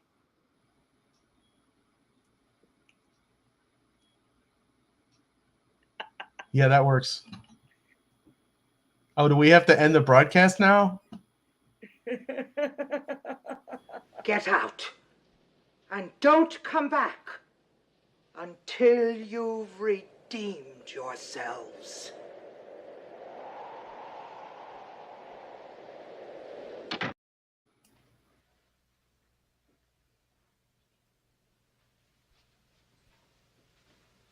You're still here? It's over. Go home.